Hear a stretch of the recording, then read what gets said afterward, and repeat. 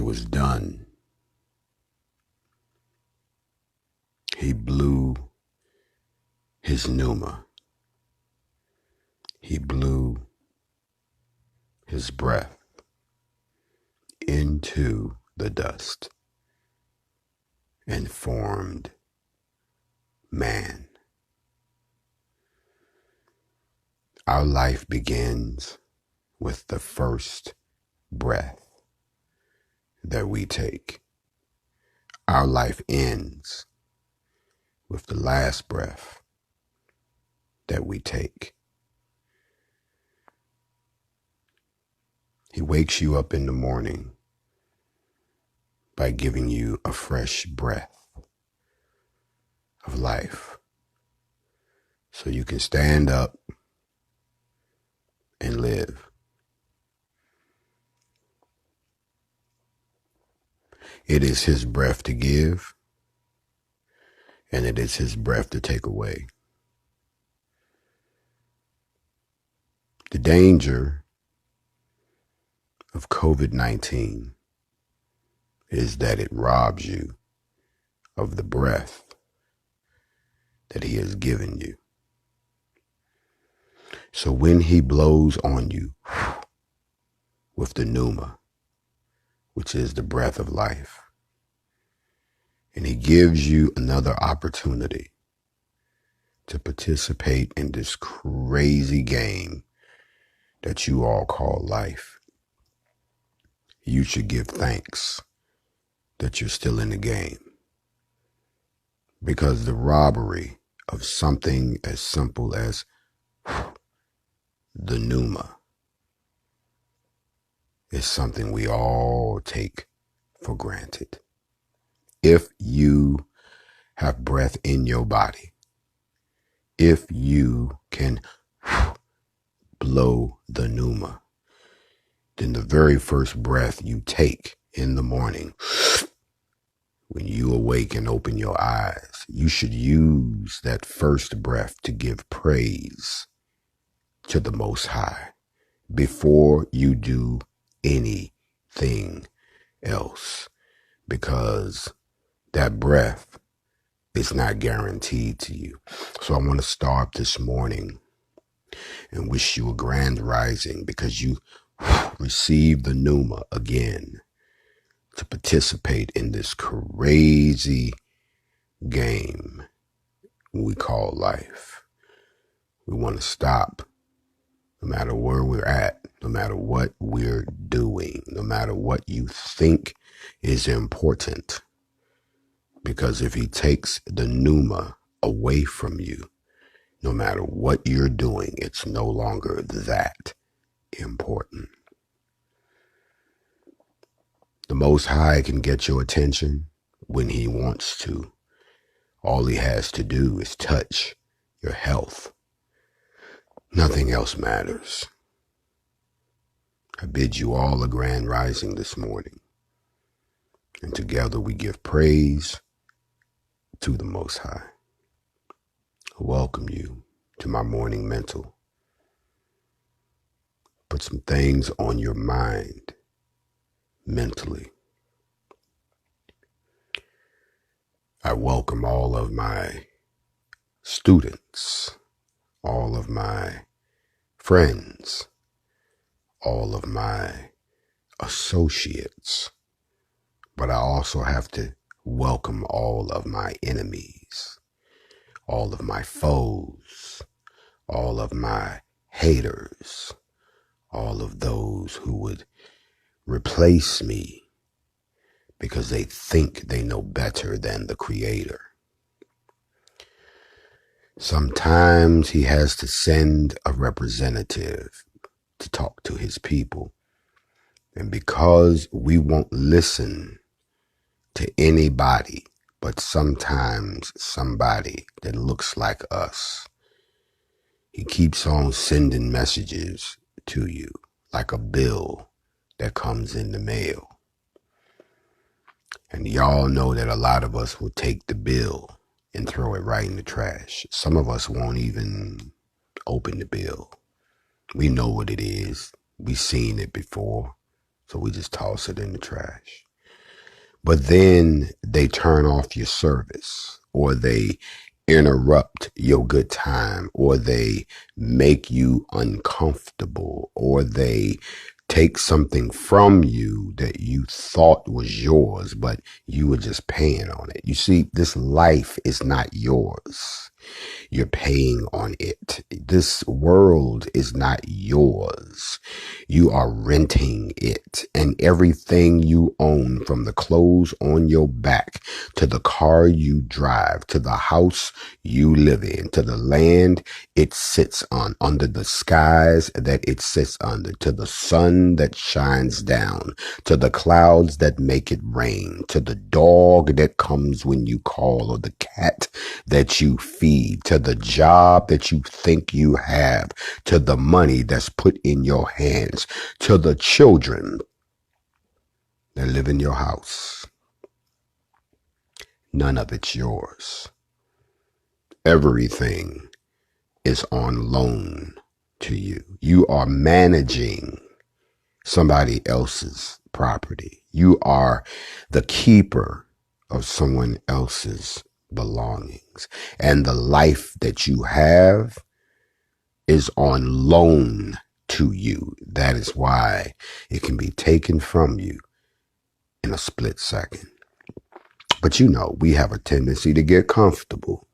Yes, we do. As I'm watching the sunrise this morning, I'm thinking about three things that we have to highlight this morning. So I bid all of you a grand rising. We celebrate another day in the earth realm.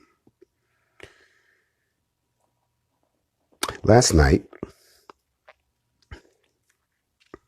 an interesting thing happened.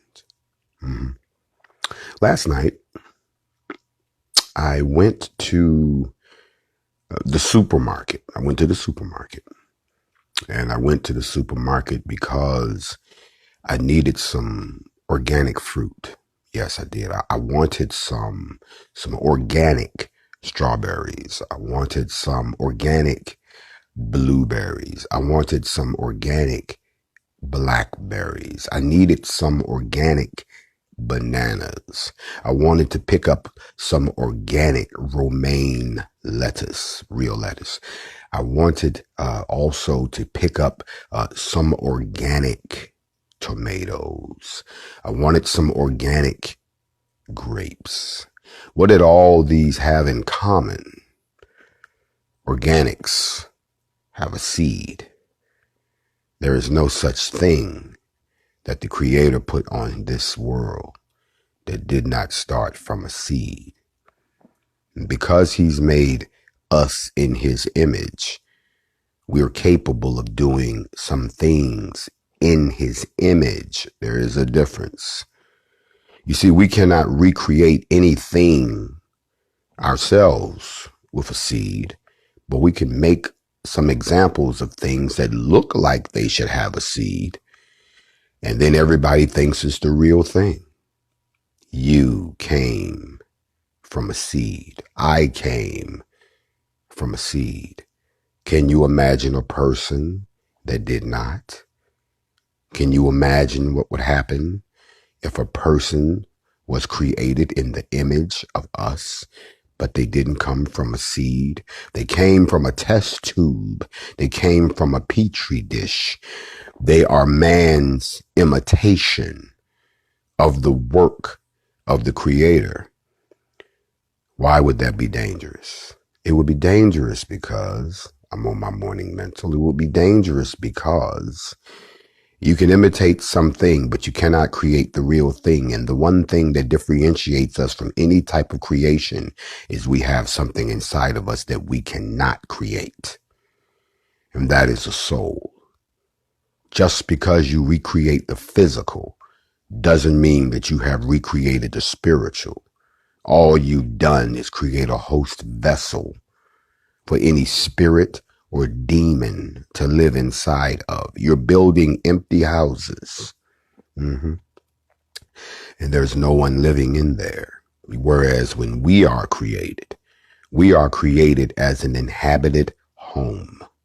So there's already somebody in here. So I went out to get me some organic fruit, to get me some organics. I wanted to be in the best of health so that I could continue to survive in these tumultuous times that we live in. And you should be doing the same if you're still polluting your bodies with poison. As things get worse on this planet, you will find out that your systems will begin to fail because you have not given it the proper fuel that it needs, not when you need to be in cruise control, but when you need to hit the gas, when you need to roll out, when you need to be able to shoot, communicate, and move on out, when you need to be able to stay alert, to stay alive, when you need to be practicing situational awareness, when you need your eyes at the best of their functioning capacity, your hearing on 10, your sense of smell turned up, you can taste when something ain't right. Well, you can't do those things if you don't have the right fuel in the tank. So I'm on my way to the supermarket to pick up some things so I can refuel correctly. And it was at night because I have to move under the cover of darkness now because the enemy is in full effect and they recognize me wherever I go now. The enemy and the angels know me because when I set foot in the street now, there's always somebody who looks like me. That when they see me, they stand a little taller. They hold their head a little higher. They take in a deep breath and they look at the people that was looking at them sideways and they say, now what? It's a good feeling to know that my people have found their backbone. But there's another group of people that see me and immediately they cannot contain their anger. They cannot contain their hatred. They cannot contain their guilt. They cannot contain their sense of inferiority. They cannot contain the fact that they would love to see my blood running down the curb into the gutter. But in order to do that, requires courage. It requires the willingness to risk the sacrifice of yourself because it goes both ways. Stay strapped is my motto. So I go to the supermarket. Y'all stay with me. I get in the supermarket and I'm getting all these organic things that I need. And while I'm in there is a woman who's shopping with her friends. I assume they were friends. They didn't look alike. Maybe they were all sisters of different fathers of the same mother. I don't know. They looked at me and they continued to shop. There was a little child, who was riding in a basket. You know, we're riding in a basket. And the child became animated and started bouncing up and down and waving around and screaming. And all of the three women looked at the child because remember, it is a child. And the child is waving its arms and people begin to look and like, what's wrong with the child? And they're trying to calm the child down. And the child says, Daddy, Papa, Daddy. And I'm looking like, who is the child talking about? Because I don't know these people. And the child is saying, Daddy, and he's pointing at me. So all of, sisters, you know how y'all do, all of the sisters gave me the look of, is it him? And they didn't recognize me. And the child says, Paw. And so finally, one of the women says, that's not your daddy. And the child stopped and looked at her like this. I'm sorry, but there was only one way that I could interpret that look. It was, pardon my language, ladies, please don't be offended, but sometimes the word is appropriate. And this was the look that the child gave to the mother. Bitch, please. As if, not that I was the father, but that you don't know what I'm talking about. And he got very animated and he picked up her phone and pointed to the phone and said, "Paw Paw."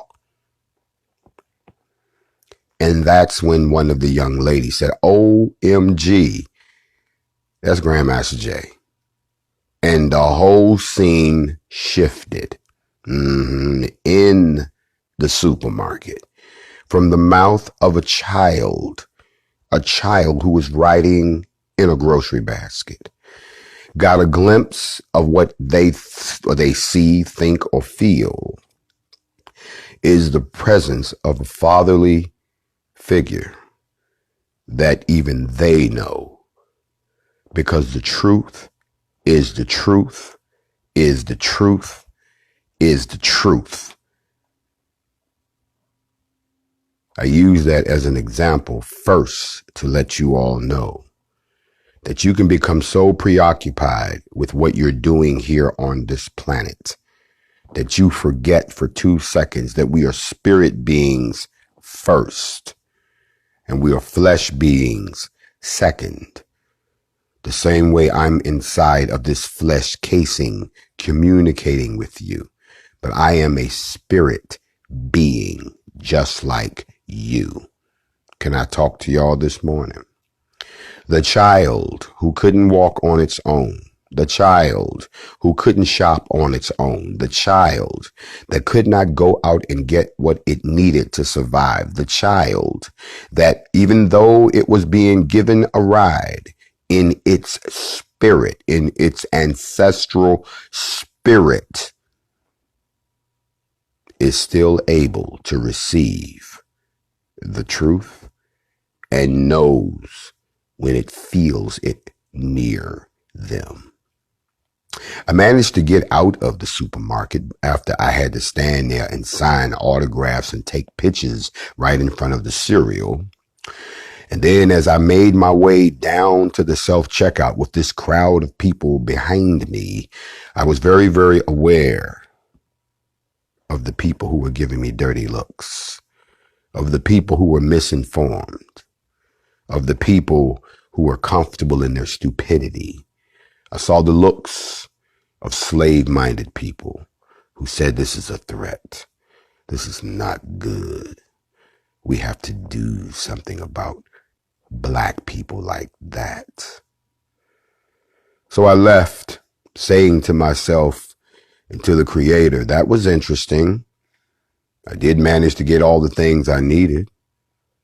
But I said that's just stuff that happens. And I thought it was touching that the child recognized me and called me his father.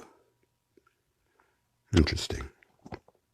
I drove home and I was at the house. Now it's dark. And I was taking groceries into the house. And as I was taking groceries into the house, I got this feeling that someone was watching me. I'm not making this up, y'all. I'm sharing it with you on the Morning Mental. I got this feeling that someone was looking at me. And I mean, y'all know the feeling. This is actually part of the senses that you have that you don't use anymore. We have a heightened sense of awareness around us. Your grandmama used to call it your sixth sense. It is your tingling, your intuition that something ain't right here. It is your spiritual eye trying to tell you that your physical eye is missing something. Something was watching me. I'm in the dark. And y'all know my friends, the ghetto ducks. Y'all know the ghetto ducks. If you've been on Facts Over Feelings or the Morning Mental, you've seen the ghetto ducks. The ghetto ducks, they come through when we're outdoors filming, and they'll slide by in the water and make their presence known. Y'all have seen the ghetto ducks have pulled up when we have been delivering a real word. They have pulled up and they've sat there like, we need to hear this too. And we make jokes about the ghetto ducks because the ghetto ducks will show up with their children. Y'all remember the time I was trying to do the special and the 3 mama ducks showed up with all of their kids and brought them, and I thought they came to get something to eat. No, they made them sit there. And when I was trying to teach the class, the little kids wouldn't shut up. And then I spoke a word, silence. Yeah, I remember that. And they silenced themselves. And we all laughed about it. And then there was the time that the ghetto ducks came cruising their ass in the background while we was trying to teach, and they were sitting in the water just making all these crazy noises. And we all turned around and said, do you mind, while the creator is sending a word through one of his servants to his children? Would y'all mind? And what did y'all remember what happened? The ghetto ducks shut up, lined up, and took off.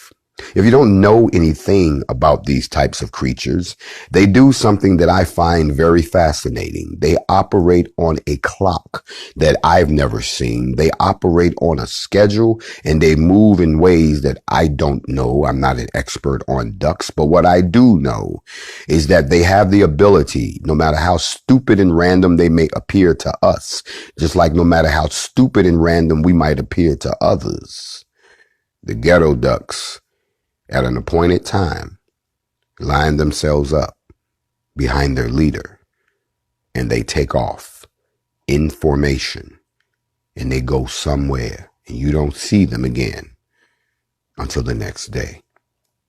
The ghetto ducks are always about maybe 15 or 20 deep. Yes, the ghetto ducks is a squad.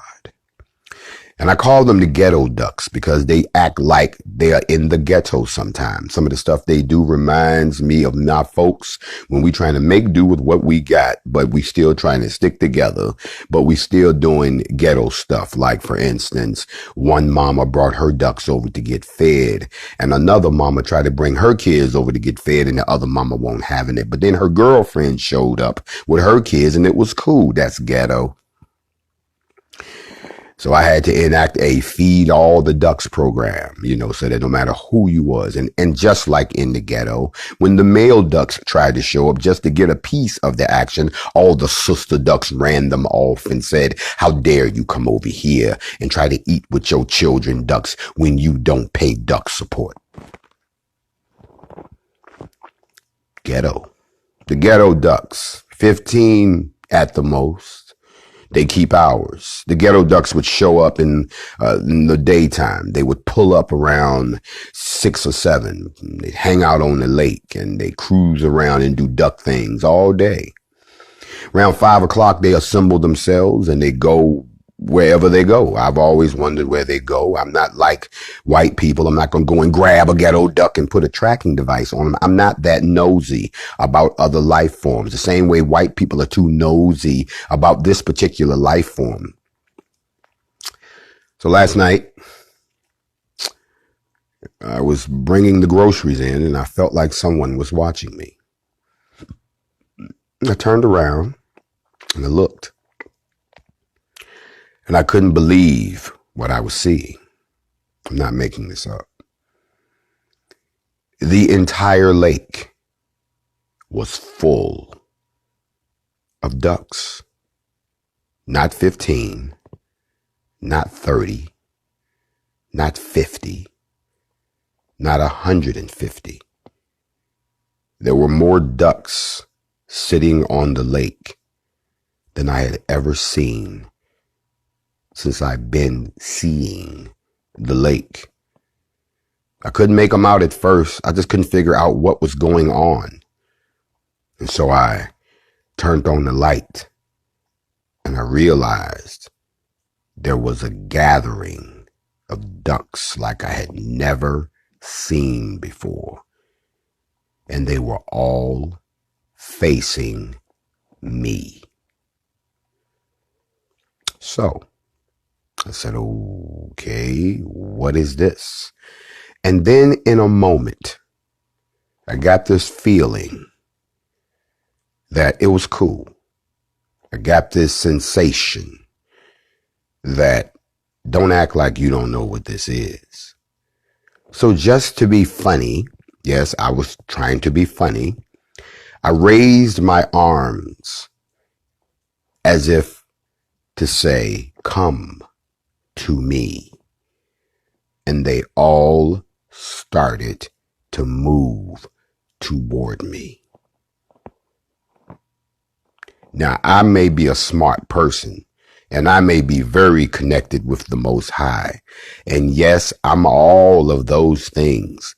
But remember, I am encased in a black body. And black people, we don't hang around to find out what's going to happen on the other end of a whole lot of things. So when they started to move toward me, quietly, they made no noises. I took pictures. I'll share the pictures of what I could capture. I was not ready to have a moment with all them damn ducks. So, bruh, man, went into the house and closed the door and sat there for a minute. And I said, Yah, why are the ducks here? And where did all these damn ducks come from? In the middle of the night, after they should have been gone. There were never ducks on the lake at this time of night, ever. So I said, well, maybe I'm tripping. I'm tripping. Y'all stay with me now. I'm going somewhere with this. So I opened the door and I went back out there again. Sure enough, they were still there. And they were all facing my way. They were just sitting there. They weren't quacking. There wasn't no splashing. They were sitting there. So I called a friend of mine because I wanted somebody to know that I'm not crazy. I said, yo, you got to see this. And I called this person and I showed them on FaceTime. I said, look at this. And even they were like, wow, where are you? Are you at a duck sanctuary? I'm like, no, I'm at the crib spot, the bat cave. And the ducks are out here deep. Why are the ducks out here deep? What is the message? And why are they watching me? She said, well, maybe they're getting ready to migrate. That made sense. I said, really? Watch this. And I did it again. I put my arms out, just like you see the statue of Yeshua, just like you see on the hill in the top of Brazil. Just like you saw in Ohio when they used to have this big statue called Big Butt of Jesus that stood in front of this white church that got struck by lightning and burned down. Y'all remember when that happened? So I did it again, and they all began to move toward me, which let me further know that this was a representation of something that was a collective conscious, that this was an expression of the Most High. What are you trying to tell me? It was an expression of unity. It was an expression of different populations combining together to form one entity. It was an expression and an example that was given by the Most High, as if to say, things are much bigger than you imagine. Things are not what they seem. But if you don't get the hint, if you don't pick up on the clue, if you don't put it together, then maybe I'm talking to and through the wrong person. Thank you, y'all. I got it. I'm going to tell y'all right now, I didn't try to figure it out. And I wasn't about to stand around and wait for all them damn ducks to pull up on me. So I went back in the cribbo, secured the place, and I sat there and read the Torah, of course. I read the books of morals and precepts again. And then I began to study, because I figured there was something that I was supposed to get out of that. When the ducks leave, there's always the same sequence. They make a lot of noise. They all start talking, and then they all take off. I awoke this morning to look out on the lake. They're gone. And I didn't hear them. I normally hear 15 ducks make a whole lot of damn noise and be like, there go the ghetto ducks, they taking off, or I can hear them when they come. I neither heard them come and I never heard them go. Why should that be of significance to you? Because the times you're living in right now, you're going to see things, hear things, smell things, and feel things that you will find amazing. But if you do not connect that to the fact that these are nothing more but samples and examples of the last days that you're living in. You see, when you hear about things like great volumes of animals that drop out of the sky and they all die at the same time and no one has an explanation, you don't just blow that off and go about your business. When you hear about strange lights in the skies and strange colors at sunset and sunrise, and you say, oh, that's interesting, and you go about your business, that's not the idea.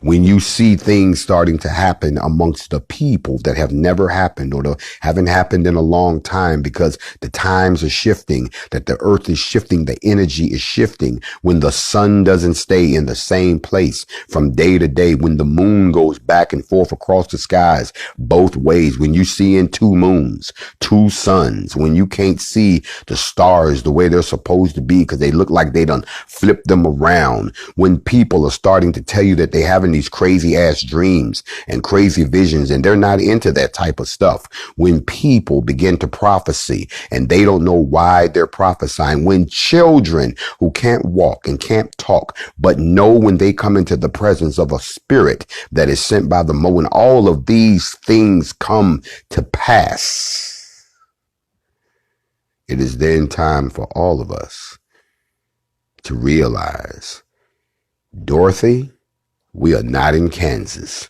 anymore.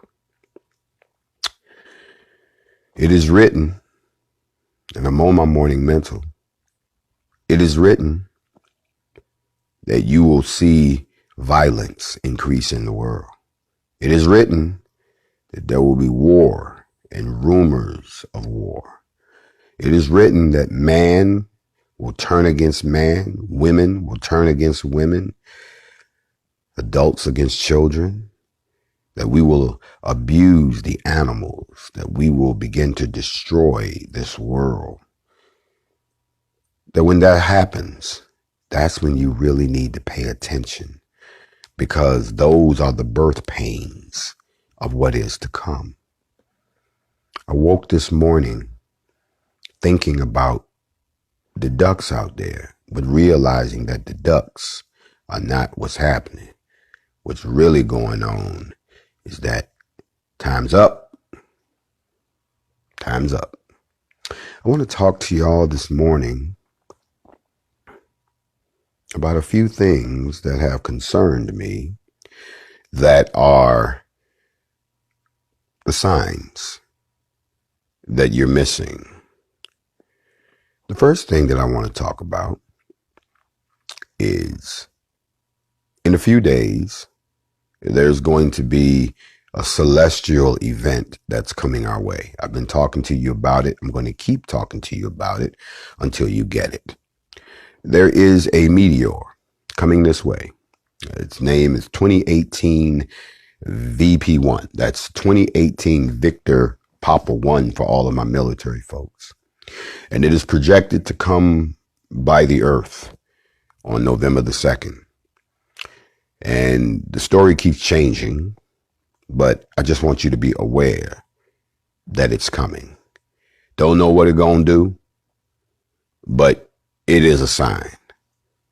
That's the first thing. You can research it for yourself. Then again, I also would like for you to be aware that, and I know y'all haven't been keeping up with this, and this is really a sidebar. I came to your attention when I got fed up with the increasing amount of blatant racism and violence that was being enacted by white people against black people based on the color of our skin. Ahmaud Arbery, a young black man who was living his life in America, was hunted down and fought for his life and was killed by Neanderthal Edomites who detested his existence simply because he was what he was. Even though they tried to come up with some bullshit story, they killed him because they couldn't stand the sight of watching a descendant of the 12 tribes out enjoying the life that was given to him, so they took it. Y'all remember what happened. The brothers showed up, not with signs, not with rainbows, not with chants. We showed up with guns. And we didn't show up with guns at a courthouse. We didn't show up with guns in a park. We didn't show up with guns in the middle of a street or a highway. No, we showed up with guns at the house of the McMichaels and at the McBryans. That's where we showed up. And when they called the police came and saw what was happening, and they would not approach us. They stayed a block away. When all of that happened, we set an example that we expected you to follow, but you didn't get it. You didn't get it. You continue to show up with signs and rainbows against people who are already prepared to end your existence. And now we find ourselves 7 months later, and things are escalating, not just here in the United States, but everywhere. Everywhere. And we, who were given the first shot to set the example, we, that the entire world watches and imitates and emulates, we found the backbone to stand up worldwide. But we did not go all the way with arming ourselves. Once you arm yourself and become an equal adversary to your enemy, you will see that they respect, not love you, but respect the fact that they know they can take your life. But now you're showing them you can take theirs too. So let's stop and talk about it. The NFAC was born. The NFAC became a walking nightmare. There are people who still don't get it. There are people who thought that everything should stop now. Those people are stupid and short-sighted. No inkling of history. People have been getting killed since day one, and the killing will never stop. The problem is the killing has only been on one side. And all of you all who are looking for an easy way out are the same people who are not willing to kill anyone for anything. I don't want to call you a coward, but I can't find any other word for you. The killing will stop when you stop it. Now, there is a situation that we all should be aware of. because the very things that you're upset about, the very things that you're calling for, other people are experiencing, and they're calling for the same things in their neck of the woods. So travel with me for a minute, my people, while I try to hip you to something that you have been under a brainwash for years. When I say Africa, I'm going to show you how you're brainwashed. Watch this. When I say Africa, most of you all think of a country. I'm from Africa. Africa is not a country. Africa is one of the largest continents of land on this planet. Africa, just like North America, it is a continent. But a lot of y'all still don't know what I mean by that. When I say Africa, you've been brainwashed to think of Africa as this uncivilized place in the jungle that needs to be civilized and brought into the modern world. That's not true. When I say Africa, a lot of people, they don't know you've been brainwashed of the 55 countries inside of Africa. Those 55 countries, some of them have their own sub-kingdoms, and some of them have multiple kingdoms. And every one of those kingdoms has its own culture, has its own ways, has its own different type of food, have their own legends, everything. When I say Africa, you can only see it through the lens of the slave master, because he's given you this image. When I say Africa, you're brainwashed, because if I was to ask you, name 5 metropolises in a country in Africa, most of you all couldn't do it. If I showed you a picture of some of the biggest cities on the continent, a lot of you all would sit there and say to me, where's that at? Is that in America? You see, when I say Africa, a lot of you all don't even understand that Africa has places that are more developed, more beautiful, more vacation worthy, more worthy of spending your hard-earned money, more capable of supporting your business opportunities, more able to have you supply the whole world with whatever it is that they need, and you still be prosperous. Most of you are so brainwashed about Africa that if someone tries to teach you about why we say we are all descendants of Africa, a lot of you cannot see past the racial filter to even know that that is the true origin and the truth of who you are and where your power derives from. They have separated you from the very source of your power.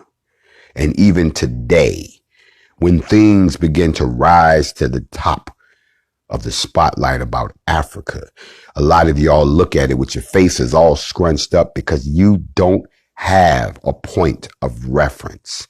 You see, in America, you're only taught from 1619 to 1969. The only thing that they mention about Africa in the American education is that that's where you came from as a slave, when they fail to mention that slave is not a thing. Slave is the result of an action. The action of enslaving someone is a violent, ongoing act. It is not a particular person. Anyone can be enslaved, but there's no such thing as a slave. You've been disconnected. You've had your minds erased. And now when it's time for you to understand that what's happening in Africa, no matter which country it is, eventually will affect you. You are not safe. You are not You are not exclusive. You have not arrived. You are not safe. So when you hear things coming out of Africa, always ask yourself, who's behind it and what is the source of the information? There are prosperous economies in Africa. Some of those countries supply entire industries that you live, eat, and sleep by. I'm pretty sure some of y'all right now looking to go out and buy you an iPhone 12 or whatever it is that comes out. But you don't realize that they couldn't make those iPhones if they didn't have a certain mineral that comes from where? Africa. I know a lot of y'all are proud of the bling bling that you have. You got diamond rings and diamond watches and diamond necklaces, and y'all out here talking about, I got all this ice, and you're proud of that because you said, I got this, I worked hard for this, but you don't realize that you wouldn't be bling blinging if it wasn't for the diamond mines in Africa. A lot of you all don't understand that a lot of the raw materials that you use to enjoy every day, and that there are places in this world like the United Arab Emirates and Saudi Arabia, which were nothing but empty deserts, now have these gleaming metropolises that were built by and invested in by who? Africa. A lot of you all also don't seem to realize that when you get sick and you go to the doctor and they give you these wonderful medicines that help you become healthy again, that the experimentation and the clinical trials were tested on the resilient biological systems of the most superior biological beings on the planet, Africa. So with all that going on in Africa, shouldn't you be wondering why now that there's all this unrest coming out of Africa? Why now? And why do you think you're so detached from it? Why do you act, well, we safe over here? Are you really safe over here? You ain't safe over here. You getting killed too. You already on a list. You're already a target.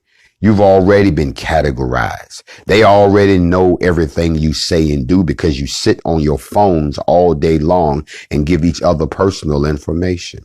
You want to be recognized, so you quick to show everybody what you do. And then if somebody is doing better than you, you got no problem criticizing and helping to tear them down. The white people don't have to tear you down because you'll do it to yourself. Every time they think that black folks got themselves together and could be a viable threat, all they got to do is wait for black people to start fighting amongst themselves and say, oh, that ain't no threat. False alarm, false alarm, false alarm. Even when black people organized themselves and picked up guns and became a viable threat in this country, it was ignorant black folks that turned around and attacked those same people so the white people could relax. The white people could start talking smack. The white people could start saying y'all a joke. The white people could say y'all are unorganized. The white people start talking all kind of smack because they recognize they still ain't figured it out yet. They don't know how to unify. Now, all of a sudden, word is coming out that things are not happy in the motherland. And while y'all sitting around here talking about, oh, we got to pray for them, there you go with that slave shit again. No, you don't pray. Prayer has not stopped a bullet. Prayer has not ended slavery. Prayer is a petition from your spirit to the desk of the Holy Spirit that goes on the desk of the Most High. That is a spiritual conversation. But you have been empowered on this planet to do those things that you keep asking. Y'all really kill me with this. Well, if we pray about it, everything will be okay. Get your punk ass up. Get off your knees. Stop being a servant in the earth realm, asking for help from the spiritual realm when you won't do anything yourself. You insult the Creator. You are a foul odor to his nose. And then you wonder why you keep letting stuff happen. I would too, until you get it. Lagos is a city in Nigeria. Why is Nigeria important? Nigeria is the most prosperous economy in all of Africa. Unfortunately, it is also one of the most corrupt, because the government that is in control of Nigeria are not real Africans. They're puppets. They are controlled by the white man. Yes, I said it. And anytime anyone comes along with some good sense that threatens the status quo, they run back to their slave masters and say, what should we do to control them? And just like here in the United States, those same people who won't get out there and do the fighting themselves, they train, just like a dog, they train those people to attack their own. Now, let me help y'all out. 30 years ago in Nigeria, things was pretty bad. You see, the reason that the entire continent of Africa is in such bad shape is not because they're uncivilized. It is the home of the most advanced civilization that ever existed on Earth. And if you want to learn more about that, join me tonight on Facts Over Feelings for part 5 of the Nephilim and the Pyramid of the Apocalypse. I think we breaking some people free on there if you haven't tuned in. But the reason that Africa is in such bad shape is because white people went down there and invaded, redirected, redrew the boundaries, committed genocide, and then turned around and destroyed the economies of all of those countries and made them slaves economically to the white empire, that to this day they can never prosper because they're too busy paying a fake debt that they shouldn't be paying. That is why it is impoverished, in case you don't know. So all the prosperity that you're enjoying, talking about you the greatest country on earth, and no, you're the greatest pimp on earth. You are the greatest liar on earth. You are the greatest user on earth. And all of y'all are riding on the good ship Lollipop, where they're making lollipops on the backbones of other people. You see, you don't understand that if Africa was to shut off all of its resources, if the entire continent of Africa could run the Chinese and the white man off of their land, if Africa could expel all of the Arabs out of their land, if Africa could expel all of the Mongoloids out of their land and let it become just what it was, the word Kemet means land of the blacks. If it became just that again, and they say we're not going to do business with nobody until we're ready, you would find out just how little you have here, and you would also understand why they invaded to this day and control every government on the continent of Africa. World War? Yes, because in order to liberate the continent of Africa, you would have to go to war with France, the UK, the United States, China, and everyone else that has a hand in the exploitation and the genocide and continued elimination of the black race. 30 years ago, this impoverished condition gave rise to a special police force that was put in place to fight corruption, to fight robbery, and to fight crime. It was called SARS. It was a special unit to prevent robbery. And when they were first created, it was a good thing. SARS was out doing honorable things. But as we all know, Corruption has a way of creeping into everything. And all of a sudden, SARS was suspected of doing heinous things. SARS was fighting the police. SARS was even fighting the army. And then SARS went so far as to murder the colonel of the police force. Oh, SARS started being accused of things that sound a whole lot like the police in America. Y'all know what I'm talking about. Your brother had them drugs planted on him. Somebody got brutalized. Somebody had a no-knock warrant. Somebody kicked dough down and killed somebody, and nobody went to jail. As a matter of fact, SARS started becoming the poster child for extreme police brutality, not like what you see here in the United States. We're talking about on a whole nother level. And there was an outcry from the people to abolish SARS. So they did. And then they brought it back quietly. And once again, it returned to its full glory of being this abusive, police brutality filled, law breaking agency that was completely untouchable by anyone. So they said, we got to get rid of this thing. So they got rid of it again. What is the point I'm making?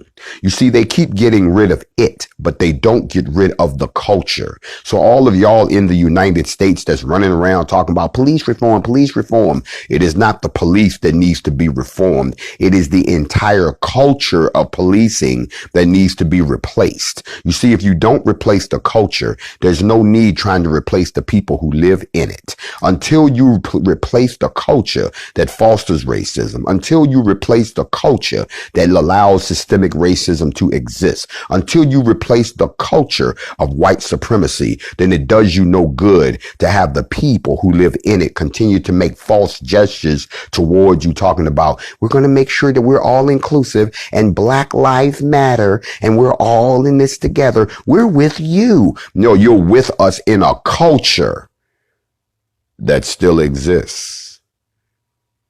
You have to abolish the culture if you want to abolish the practice. I think about this, and I think about what's happening in Lagos. By now, you've seen the videos. You've seen the killings. By now, you've seen the protests. By now, you know what it's all about. A lot of you all, because you don't know anything about the motherland, you don't understand what you're seeing, because this looks like a big city. This looks like it could be downtown LA. This looks like, but I thought it was just a jungle. No. I remember when I went to Ghana, I was in the city of Accra, and I was just amazed at the architecture. And I'm like, why doesn't anybody ever come here? Why don't I ever see commercials for come to Africa if you want to take a vacation? Why I always see these commercials where they want you to go somewhere like, to the Bahamas, or they want you to come to the, UAE, or they want you to come. Why don't they ever advertise these beautiful places, these beaches and so forth in Africa? Because they consider Africa to be the toilet of the world. That is what they think of you, Black people. So you can imagine, I was not surprised when I started hearing about what was going on there. To give you an update, the government has again dissolved SARS. Yes, they have. But it's a little too late, because in the process of doing that, the army killed a few people. I'm going to come back and talk about that in part 2 of the Morning Mental. Because whose culture is it? Whose culture is it? I'll see y'all in a few minutes.